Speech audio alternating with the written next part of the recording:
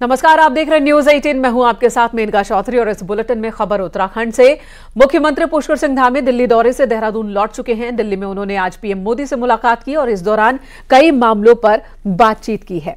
CM Dhami ने मानसखंड मंदिर माला mission के लिए 1000 करोड़ रुपए मंजूर किए जाने की मांग की। सीएम धामी ने टनकपुर बागेश्वर रेल लाइन को राष्ट्रीय परियोजना घोषित किए जाने की भी मांग की और इसका पूरा भार केंद्र सरकार से उठाने की अपील की है। सीएम धामी ने पीलीभीत खटीमा हाईवे को 4 लेन का काम शुरू करने की मांग की और साथ ही परिसंपत्तियों के ट्रांसफर के लिए संस्था नामित किए जाने की भी मांग की। मसूरी में 2 लेन टनल परियोजना के लिए पीडब्ल्यूडी को कार्यदायी संस्था बनाने का आग्रह किया। साथ ही राज्य को 400 मेगावाट ज्यादा बिजली देने का भी आग्रह किया। इस दौरान सीएम धामी ने उत्तराखंड को बेस्ट वेडिंग डेस्टिनेशन बताने और बनाने का आभार किया और कहा कि इस दिशा में राज्य को 150 करोड़ का निवेश भी मिल चुका है। तो प्रधानमंत्री ने बेस्ट वेडिंग डेस्टिनेशन उत्तराखंड को बनाने की बात कही थी, जिस पर आभार जताया सीएम पुष्कर सिंह धामी ने और इस मद में 150 करोड़ का अभी तक निवेश आ चुका है उत्तराखंड में। ये जानकारी भी प्रधानमंत्री को मुख्यमंत्री ने दी। मुख्यमंत्री ने पीएम मोदी को बागेश्वर के ताम्र शिल्प उत्पाद महिला स्वयं सहायता समूह के बनाए उत्पाद भेंट किए, जिस पर पीएम मोदी ने काम की तारीफ की।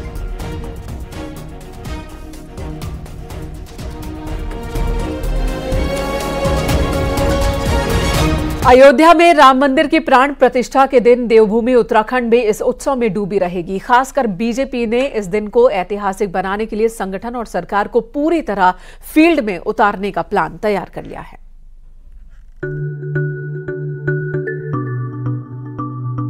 22 जनवरी को अयोध्या में श्री राम मंदिर में प्राण प्रतिष्ठा का ऐतिहासिक दिन है। इस दिन को लेकर पूरे देश की तरह उत्तराखंड भी राममय हो रखा है। जगह जगह प्रमुख चौराहों, मंदिरों में एलईडी लगाकर राम भजन और राम कथा सुनाई जा रही है।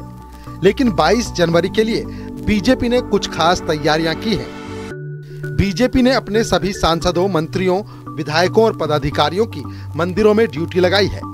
22 जनवरी को सभी अपने अपने क्षेत्रों के प्रमुख मंदिरों में श्रद्धालुओं के साथ पूजा पाठ करेंगे। साथ ही अयोध्या में हो रही प्राण प्रतिष्ठा कार्यक्रम को लाइव देखेंगे। बीजेपी प्रदेश अध्यक्ष महेश भट्ट इस दिन जोशीमठ के प्रसिद्ध नरसिंह मंदिर में रहेंगे। मुख्यमंत्री भी इस दिन कुछ विशेष जगहों पर जाकर लोगों का उत्साहवर्धन करेंगे। हमने तय किया है कि हमारे उत्तराखंड के सभी मंत्रीगण, हमारे माननीय मुख्यमंत्री जी, हमारे सभी विधायकगण, हमारे प्रदेश पदाधिकारी प्रसिद्ध मंदिरों में उस दिन उपस्थित रहेंगे और भव्यतम आयोजन को गाँव वालों के साथ सामूहिक से देखेंगे। भारतीय जनता पार्टी में सबको ये जो है निर्देशित किया गया है कि सभी विधायक, सभी मंत्री, सभी पदाधिकारी, जिला अध्यक्ष, सांसद जहाँ जहाँ भी अपने अपने क्षेत्रों में अपने अपने मंदिरों में रहें और एक दीपावली का उस दिन वातावरण हो, मिठाइयाँ बांटें, जयकारे लगाएं और जो है दीपावली जब उत्सव जो है मनाना है। सरकार ने पहले ही 14 से 22 जनवरी तक प्रदेश भर में संस्कृति महोत्सव मनाने की घोषणा कर दी थी। मुख्यमंत्री के निर्देश के बाद जगह जगह स्वच्छता अभियान भी चलाया जा रहा है। अब पार्टी की कोशिश है कि 22 जनवरी के उत्सव को वो ऐसा महाउत्सव बना दें कि कोई भी इसे देखने से छूट न पाए। न्यूज 18 के लिए सुनील नवप्रभात की रिपोर्ट।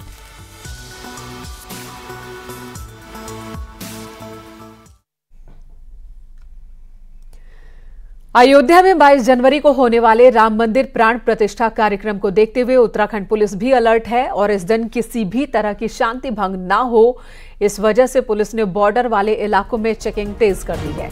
आईजी गढ़वाल के एस नगन्याल का कहना है कि इस कार्यक्रम के लिए बड़ी संख्या में लोग अयोध्या का रुख कर रहे हैं, जिसे देखते हुए कोई भी संदिग्ध व्यक्ति प्रदेश के अंदर पहुंचकर किसी भी आपराधिक घटना को अंजाम ना दे सके, इसके लिए पुलिस पूरी तरह से अलर्ट पर है। थाना चौकियों को 24 घंटे गश्त के निर्देश दिए गए हैं।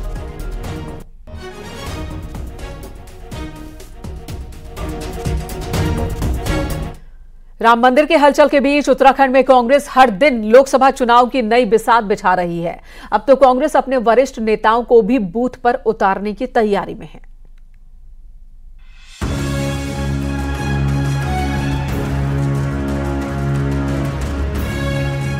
बीजेपी नेता इस वक्त भले ही राम मंदिर की तैयारियों में व्यस्त हों, लेकिन कांग्रेस के लोकसभा प्रभारियों ने जमीन पर काम करना शुरू कर दिया है। और तो और कांग्रेस अब बूथ मैनेजमेंट के फॉर्मूले को पकड़ने जा रही है। जिसकी सफलता पार्टी दक्षिण के राज्यों में देख चुकी है। नहीं, देखिए, कर्नाटका चुनाव, तेलंगाना चुनाव, हिमाचल चुनाव में जो सफलताएं प्राप्त हुई है उसका एआईसीसी ने संज्ञान लिया है कि क्या व्यवस्था वहां सुचारू रूप से लागू थी।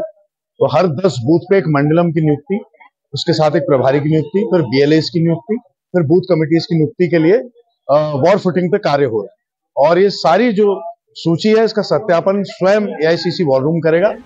साफ है, कांग्रेस अब मान बैठी है कि हर बूथ पर कांग्रेस के हाथ को जनता का साथ जब तक नहीं मिलेगा तब तक लोकसभा चुनाव जीतना संभव नहीं है। ऐसे में लोकसभा प्रभारी कांग्रेस आला कमान के इस संदेश को लेकर पार्टी नेताओं और कार्यकर्ताओं से मिल रहे हैं और उनका दावा है कि अगर इस फॉर्मूले पर मेहनत कर ली गई तो 2024 में कांग्रेस करिश्मा करके दिखा सकती है। जो लोगों में उत्साह है, उमंग है, उसके अनुसार निश्चित रूप से ये लगता है कि आने वाले 2024 के चुनाव में कांग्रेस की सरकार देश में बने। जाहिर है, लगातार 10 साल से केंद्र की सत्ता से दूर कांग्रेस के लिए एक एक लोकसभा सीट महत्वपूर्ण है। ऐसे में पार्टी जीत के लिए हर टोटका अपनाना चाहती है। हालांकि उसके सामने बीजेपी के बूथ मैनेजमेंट के फॉर्मूले को तोड़ना एक बड़ी चुनौती है। हल्द्वानी से न्यूज़ 18 के लिए शैलेंद्र नेगी की रिपोर्ट।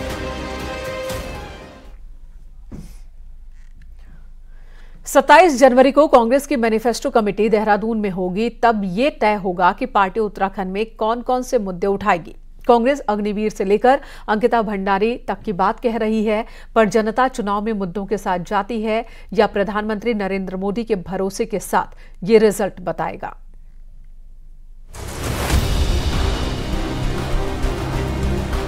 लोकसभा चुनाव में जीत के लिए जनता के बीच जाना होगा। ऐसे में कांग्रेस के लोकल मुद्दे क्या होंगे, ये 27 जनवरी को देहरादून में मैनिफेस्टो कमेटी में तय होगा। कांग्रेस महंगाई, बेरोजगारी, अग्निवीर भर्ती से लेकर अंकिता हत्याकांड में न्याय को मुद्दा बना रही है। 2 बार प्रधानमंत्री नरेंद्र मोदी के नाम के आगे साफ हो चुकी कांग्रेस का कहना है कि पार्टी का काम मुद्दे उठाना है, पर आखिरी फैसला जनता को करना है। ना तो मोदी मुद्दा है, ना भगवान राम मुद्दे हैं। भगवान राम सिर्फ बीजेपी की नहीं, भगवान राम हम सबके हैं। और मुझे तो लगता है कि अगर भाजपा भगवान राम के नाम से वोट मांगना चाहती तो उसके पास कोई मुद्दा नहीं है। हमारे पास बहुत सारे मुद्दे हैं। हमारा काम है जन सरोकारों के मुद्दे जनता के बीच में उठाना, सरकार के सामने रखना, उसके समाधान के लिए कहना। अब वो कितने प्रभावी हो रहे हैं, नहीं हो रहे हैं, इसका निर्णय देश की जनता को करना है। सस्ते सिलेंडर से लेकर रोजगार देने का वादा कांग्रेस ने विधानसभा चुनाव में भी किया और हार के बाद भी वही मुद्दे उठाती रही। लेकिन 2022 में भी बीजेपी को बहुमत मिला और धामी सरकार के 2 साल के कार्यकाल के बाद भी फिर भरोसा डबल इंजन सरकार पर ही है।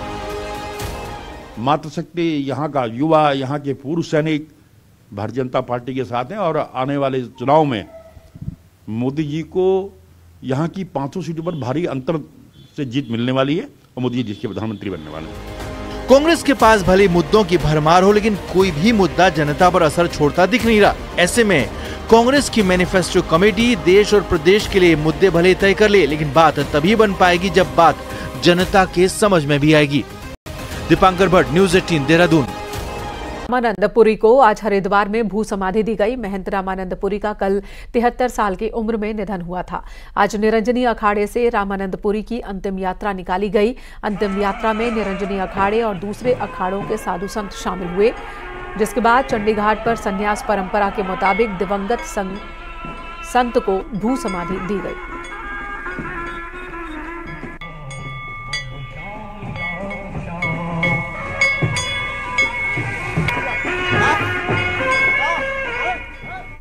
हरिद्वार के बहादुराबाद में महिलाओं की सुविधा के लिए बने वन स्टॉप सेंटर का उद्घाटन हुआ। 48 लाख रुपए की लागत से तैयार हुआ है वन स्टॉप सेंटर, जिसका उद्घाटन प्रदेश की महिला एवं बाल विकास मंत्री रेखा आर्य ने किया। वन स्टॉप सेंटर का उद्देश्य किसी भी तरह की से पीड़ित महिलाओं को संरक्षण देना और उन्हें आत्मनिर्भर बनाना है। इसी के साथ वन स्टॉप सेंटर में पीड़ित महिलाओं को कानूनी सहायता भी मुहैया कराई जाएगी।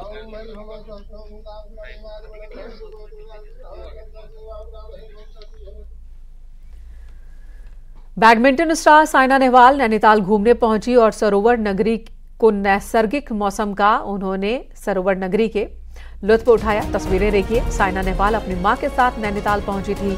इस दौरान साइना ने नैना देवी मंदिर के दर्शन किए, नैनीताल की खूबसूरती की तारीफ भी की। वहीं साइना नेहवाल बाबा नीम करौली कैचीधाम भी पहुंची और यहां भी मंदिर में दर्शन किए।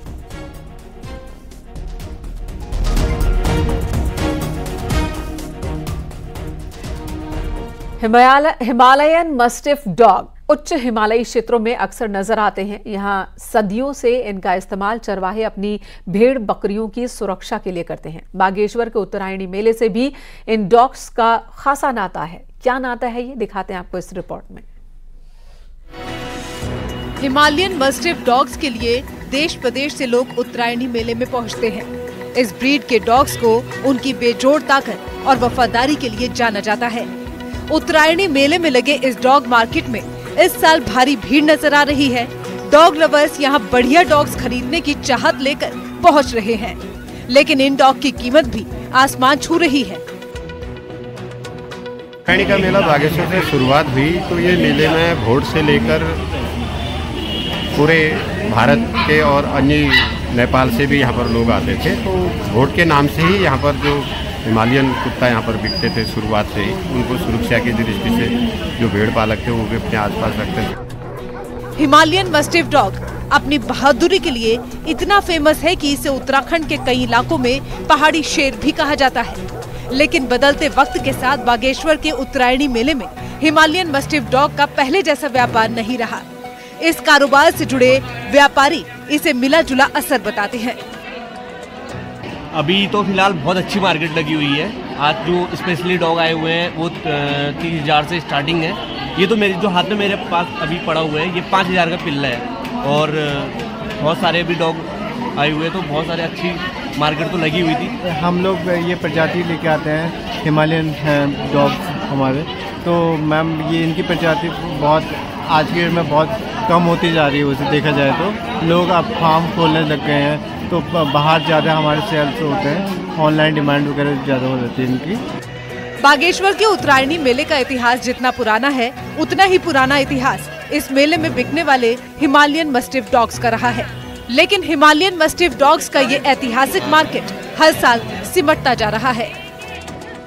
न्यूज़ 18 के लिए बागेश्वर से सुष्मिता थापा की रिपोर्ट।